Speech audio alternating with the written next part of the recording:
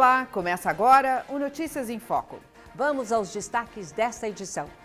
Os perigos da depressão masculina.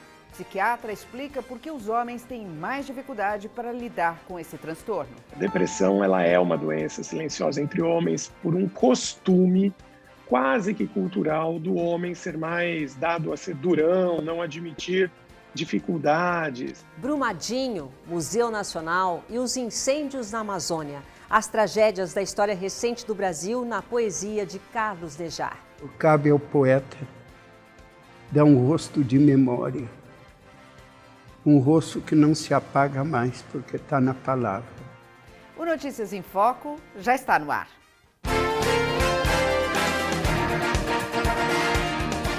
Abrimos esta edição com um tema crucial que começa com a negação. E é um assunto quase velado, mas que atinge cerca de 350 milhões de pessoas em todo o mundo. Estamos falando da depressão. Tristeza profunda, perda de motivação, mudanças no apetite e dores de cabeça estão entre os sinais mais comuns. Mas a depressão pode ser ainda pior quando atinge os homens.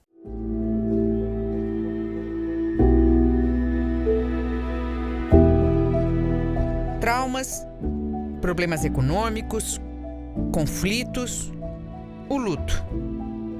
Adversidades que fazem parte da vida, mas que podem se tornar gatilhos para a depressão. Uma das doenças de maior incidência no mundo.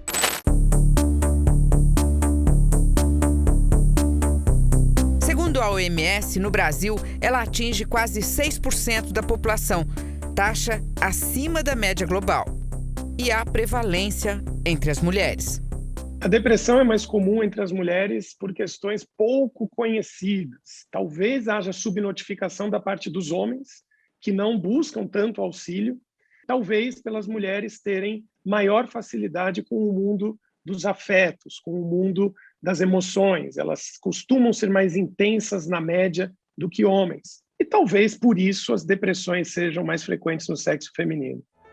O psiquiatra Ricardo Evangelista explica que, apesar de ser mais comum entre as mulheres, são os homens que enfrentam dificuldades para lidar com o transtorno. A depressão ela é uma doença silenciosa entre homens por um costume quase que cultural do homem ser mais dado a ser durão, não admitir dificuldades, encarar uma doença qualquer, não apenas a depressão, mas eles fazem vista grossa para muitos problemas de saúde, não querendo passar a imagem de fragilizados. Isso é um erro estratégico terrível. A depressão entre os homens, dessa forma, como eles buscam menos ajuda, tem a oportunidade de piorar, gerando quadros mais graves. Em termos de sintomas gerais, é muito parecido com o das mulheres, não é? Só que como talvez eles sejam mais calados na média, você vai perceber sinais indiretos, como a anedonia, que é perda de prazer das coisas, né? Nada traz tanta alegria, tanta empolgação, como o retraimento social. A pessoa se fecha, conversa menos, evita convívio. E momentos de angústia podem ser muito frequentes entre homens, tanto quanto em mulheres, só que eles não se expressam tanto. A depressão é a principal causa global de incapacidade. A gravidade, frequência e duração da doença variam de pessoa para pessoa. A depressão ocorre mais em meados ali da terceira década de vida, isto é, dos 20 e poucos anos até 40 e alguns anos, ali, já na quinta década.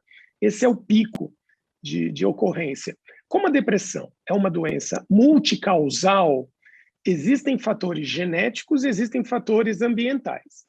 A parte genética não é mutável, você nasce com aquela tendência. Agora, a parte de causas externas ocorre mais na vida adulta, do adulto jovem, porque é quando ele está mais exposto aos estressores da vida de trabalho, aos estressores da vida conjugal, da vida das relações interpessoais, das questões financeiras mais pesadas. E talvez, nesse conjunto de elementos externos, haja a origem da depressão nesses chamados adultos jovens. Mas os homens só procuram ajuda quando a depressão se manifesta de forma mais grave. E, se não é tratada, ela pode levar a situações extremas. E a principal delas é o suicídio. A depressão é a maior causa de suicídio entre homens e entre mulheres, só para completar. Falando de saúde mental, a depressão lidera com certeza, seguida de problemas de dependência química, como o alcoolismo, por exemplo. Nesse caso, os homens ganham, infelizmente, de braçada. Tem muito mais homens com alcoolismo do que mulheres e, portanto, mais risco de suicídio. E aí se seguem transtornos da personalidade e, por último, os quadros psicóticos, como a esquizofrenia. No Brasil, a taxa de mortalidade por suicídio entre os homens é de 9 ocorrências para cada 100 mil habitantes. Um índice 4 vezes mais alto do que entre as mulheres. A complicação da depressão, que é a tentativa de suicídio, no caso de homens, ocorre mais por motivos, vamos dizer, socioeconômicos. Quando ele se vê com dívidas ou incapaz de cuidar da família, pagar as contas, isso é um grande motivador para tentativas de suicídio entre homens. No caso das mulheres, só curiosidade, o principal motivador, embora esse seja um deles, o principal é por causas afetivas, rompimentos e coisas do tipo. Ricardo Evangelista diz que as questões psicológicas podem e devem ser tratadas para que os sintomas sejam controlados e que os homens também não esqueçam disso. Vale a pena sempre buscar ajuda. Os casos mais complicados só se tornaram complicados porque não foram buscar ajuda nas fases mais iniciais.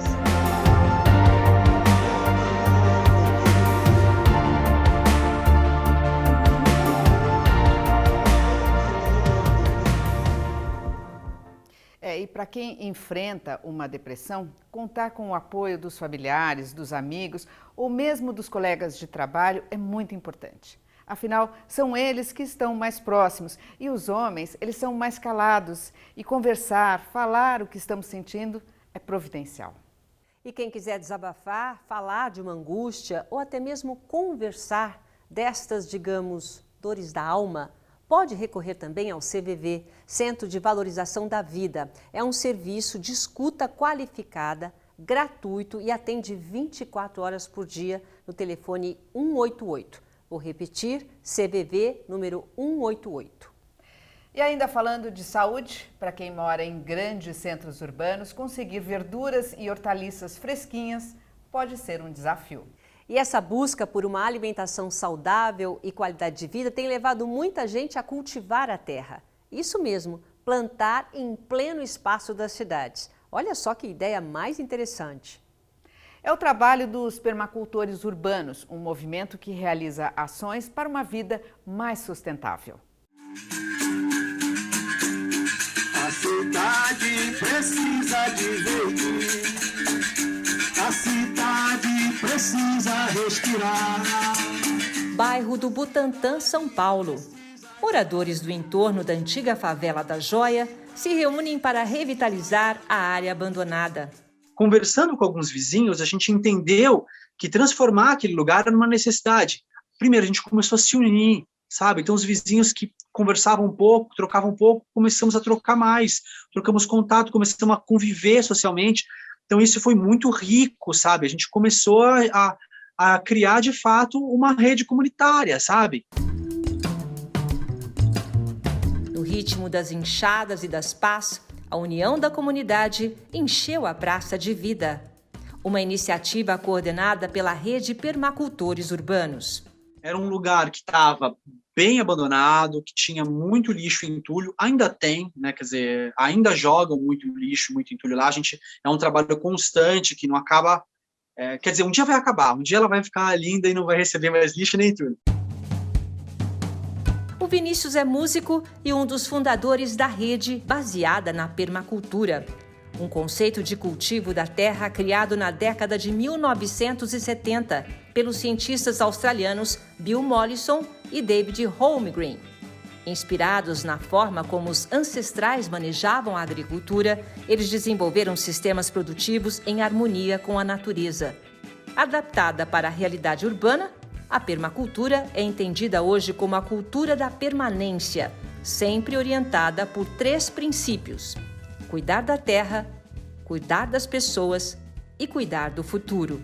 O objetivo da rede de permacultores urbanos é difundir o conceito da permacultura dentro da cidade, né? E adaptar, assim, as técnicas, né? Adaptar os conhecimentos, a forma de aplicar a permacultura que vem da zona rural para dentro da realidade urbana, né? É super possível produzir alimentos dentro da cidade de São Paulo, dentro de grandes centros urbanos. A gente pode utilizar os nossos quintais, que, é claro, tem muitas limitações, mas acho que a maior sacada é a gente utilizar os espaços públicos. A gente tem muitos espaços públicos ociosos, então quando a comunidade se apropria desses lugares que estão abandonados e começa a produzir alimento ali, além de produzir alimentos sem veneno dentro da cidade, a gente também consegue transformar a realidade de um lugar abandonado, de um lugar feio, de um lugar que atrai rato, um monte de vetores de doenças, num lugar que produz abundância. Então é super possível produzir comida na cidade. E é fundamental. Vinícius descobriu a permacultura em 2014, quando a cidade de São Paulo passou pela pior crise hídrica já registrada. Usando a meta de buscar soluções simples e sustentáveis para grandes problemas urbanos, ele decidiu captar a água da chuva e criou um projeto de cisternas no quintal. Com o aproveitamento da água das chuvas, montou também um sistema de aquaponia na varanda. Ele é um sistema que está todo integrado. A gente tem peixes, e o cocô desses peixes ele é usado como adubo para fertilizar a produção das outras plantas que estão em cima.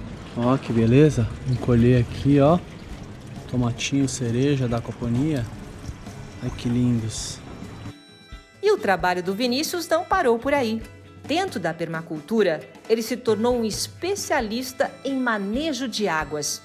Com o conhecimento adquirido de montagem de cisternas, ele decidiu ensinar outras pessoas a transformarem a água da chuva em um recurso disponível para o consumo. Chegamos aqui em Casa Branca, no Madinho. É aqui que vai rolar a oficina e a instalação de uma das cisternas com filtro limpo de areia. Entre instalações e oficinas de capacitação, a equipe viajou por várias cidades do interior do Brasil.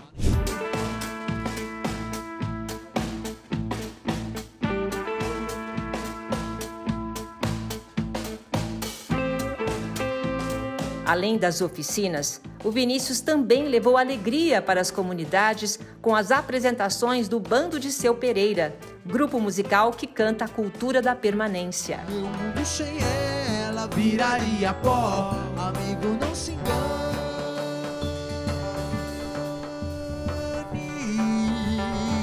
a água é uma só.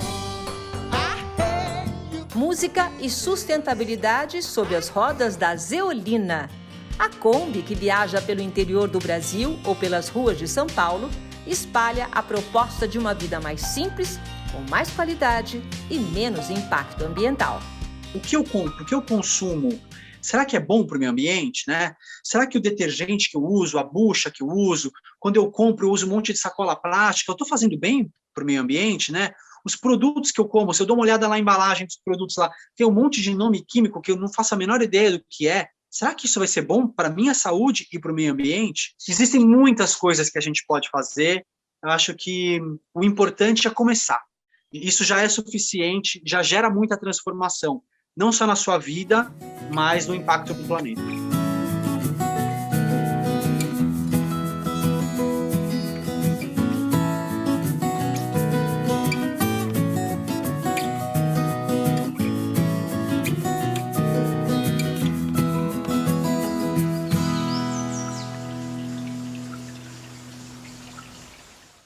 E o Notícias em Foco abre espaço agora para a arte de Sandro Corradin, um artista que busca inspiração na arquitetura. E filho do grande mestre e nosso amigo Enos Corradin, né, Malu? E que privilégio conhecer o ambiente onde o artista produz, põe a mão na massa, ou melhor, nos pincéis. E o Sandro é referência quando falamos em arte e design autoral. Rigor e excelência em cada pincelada. De um lado para o outro, a arte desliza para nominar o traço nutrido pela leveza do artista Sandro Corradin. Ele captura o espectador pelos formatos, as cores, mas, sobretudo, a alegria. Acho que a alegria é uma consequência, né? Não é nenhuma fórmula. É uma consequência. Dependendo da estética que você usa, a forma técnica te emociona. Então, às vezes, eu tenho soluções com estéticas interessantes e que acaba caindo dentro do mundo lúdico, né? O olhar aguçado de quem convive desde criança entre os pincéis e os cavaletes do pai, o também renomado mestre das telas, Inos Corradin. Sempre ajudei meu pai aqui, vivo aqui no ateliê desde os 2 anos de idade, né? Praticamente eu moro e vou dormir aqui ainda. Fiz arquitetura, eu pesquiso muito, eu gosto de olhar porque se trata de artes visuais, né? Eu acho que sempre você acaba absorvendo um elemento e você vai construindo o seu trabalho, né? Mas eu acho que você tem que ter, não o dom, porque seria muita pretensão minha eu achar que eu tenho dom, mas eu tenho uma certa facilidade e habilidade para pintar. Eu acho que eu tenho essa veia do meu pai. Do pai, ele herdou a porção sensível pela arte. Mas foi na faculdade de arquitetura que Sandro Corradin encontrou a técnica e a estética do seu trabalho. Eu acho que tudo é arquitetura, né? Você transformar, fazer existir aquilo que você pinta, né? Desde uma xícara, desde uma escultura, você materializar uma forma sua, um desenho seu. O meu bully não é um bully acadêmico, por exemplo, né? As minhas garrafas não são garrafas com aquela técnica clássica, né? Eu resolvo do meu jeito as coisas do mundo, né? Mas a relação entre arte, arquitetura e o design vai além das suas influências. Sandro busca no imaginário arquitetônico a inspiração para a última pincelada na tela. E num processo inverso, sua arte sai das telas como se ganhasse vida. E ganha. Depois de um tempo, eu pensei em também fazer dos meus quadros um objeto. Por que não fazer também de um quadro, seja um mobiliário, seja uma escultura, um objeto? E eu usei o quadro da cadeira, porque assim, como eu fiz arquitetura, eu pensei no mobiliário. Em parceria com um amigo meu, designer, grande marceneiro, artista, muito bom, e me ajudou a construir esse objeto, essa cadeira, esse mobiliário. Na cadeira, ele explora a relação entre o objeto e o espaço e compõe variadas interpretações sobre a função de cada mobiliário como elemento estético. Tem temáticas como as naturezas mortas que eu faço, que são as mesas com os objetos ligados a objetos que você tem no ambiente interior de uma casa, só que com um ingrediente lúdico, né? A mesma temática resolvida com mil formas, né? É uma conversa sua, muito introspectiva durante o quadro. E você começa a dar força para o quadro, começa a perceber o valor que as cores têm como uma nota musical. E assim, ele pode criar possibilidades. Por que não? O arquiteto faz arte e faz parte. Vem de um artista em construção.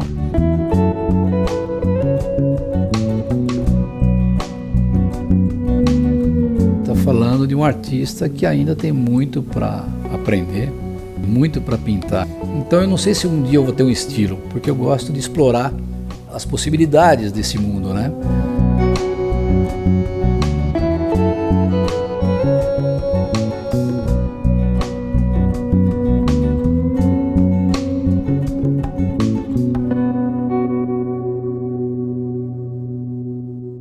Da arte lúdica para uma literatura densa.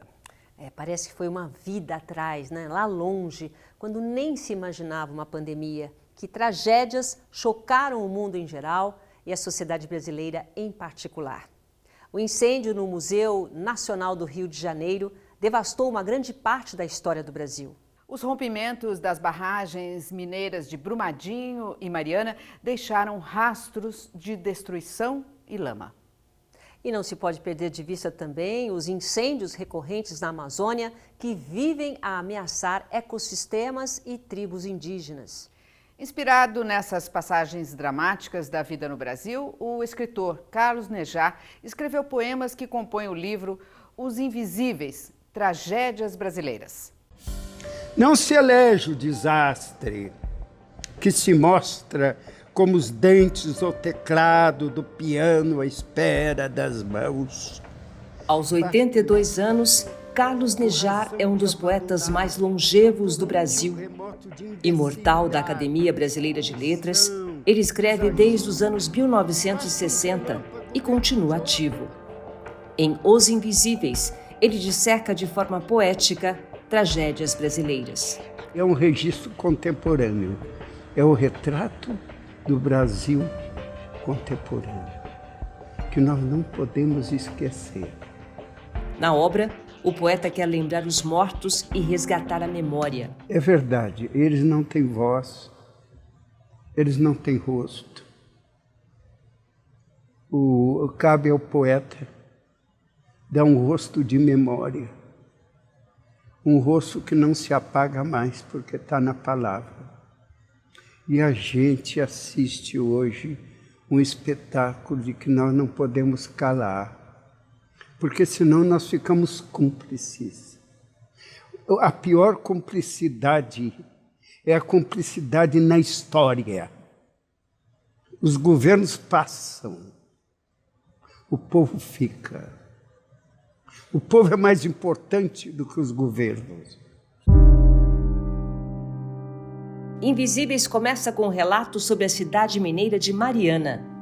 No trecho, batizado de Em Monumento ao Rio Doce, ele evoca a água, um dos 4 elementos que vão pautar os poemas. A respeito do Rio Doce, o livro tem a esperança de que tudo se restaure. Porque o Rio Doce é o Brasil, o povo cordial, o Brasil cordial, o Brasil doce, que se torna amargo. Brumadinho também há um canto de possibilidade de sobrevivência, porque a vida é maior do que a morte. O trecho sobre Brumadinho, a tocata de barro em Dor Maior, tem foco na lama. O barro que está invadindo tudo, invade as instituições, invade os políticos, não é? Invade a república. E como estão todos engessados no barro, não consegue ver que estão dentro do barro. E o mais trágico de tudo, não é apenas a visão dos mortos de Brumadinho, é a visão dos desaparecidos, que não tiveram nem a honra do caixão, nem a honra do féretro, nem a honra que é mínima, porque o túmulo deles ficou o barro. Então, isso não é recuperável. A indústria pode dizer e pode indenizar, mas as vidas não são indenizáveis. Nós não aprendemos com as tragédias. Elas se repetem como se fossem coisas comuns. E o povo vai engolindo tudo isso. Ainda que nós saibamos que é uma consciência que não engole, que a memória não engole.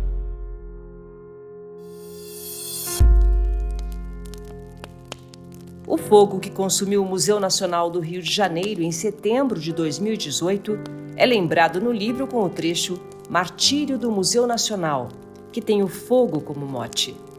Basta desordem ou falta de cautela, ou barco sem a vela. Basta que o fogo venha devagar anunciado. Basta que a veia azul se rompa no equilíbrio e as verbas, as acerbas verbas não cheguem. Basta uma pequena pequena chama como nuvem e chove, queima, basta a ponta dos dedos, e o que aprende a queimar ensina.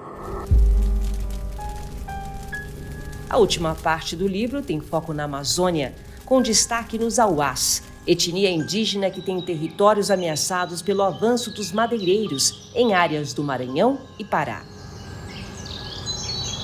A memória se foi.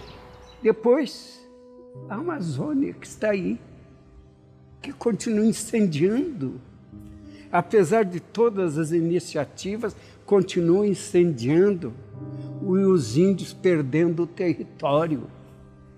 Então, a última parte eu chamei de ganância, ou lâmina, porque a ganância dos madeireiros é uma sobrevivência. Porque o convívio do branco, do civilizado, é um convívio hostil. E cada vez mais os grileiros ou madeireiros vão avançando na floresta. A forma de avançar são os incêndios, porque eles vão ocupando o território com fogo. Onde depois houve fogo, é rebanho de animais ou plantação. Eu senti a ligação profunda dessa tribo com o título do livro, Os Invisíveis, com o que está sucedendo na Amazônia, porque é uma tribo situada no Pará, do lado da Amazônia, no Pará, e que há mais de 500 anos essa tribo está fugindo do civilizado. Para Nejar, a poesia precisa falar de acontecimentos contemporâneos, imortalizados pelas palavras. A palavra vai sobreviver, porque isso já é uma experiência dos séculos. A palavra sempre sobreviveu. Nós sempre continuaremos amando o livro, apesar do livro eletrônico. Nós não podemos deixar de tocar o livro, de ser tocado pelas páginas do livro, de tê-lo na mão, de poder levá-lo e lê-lo, porque o eletrônico não substitui a palavra. Ajuda, mas não substitui. A palavra é e continuar sendo insubstituível. Porque o homem tem o sopro da palavra. E enquanto houver o homem sobre a terra, haverá palavra. E o Notícias em Foco fica por aqui. Lembrando que você pode acessar os nossos conteúdos nas redes sociais. E já que falamos de poesia, vamos encerrar com poesia também. O clipe O Livro e a América é um poema de Castro Alves, que ganhou sonoridade na composição e interpretação da artista Gláucia Nácia. Até a próxima. Tchau.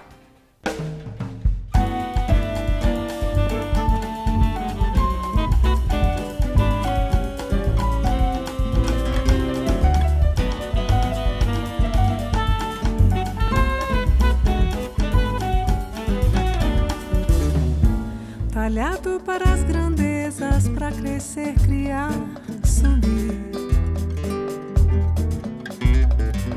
Um novo mundo nos músculos sente a seiva do porvir. Estatuário de colossos, cansado de outros esboços, disse um dia Jeová. Vai Colombo, abre a cortina da minha eterna oficina, tira a América de lá. Vai Colombo, abre a cortina da minha eterna oficina, tira a América de lá.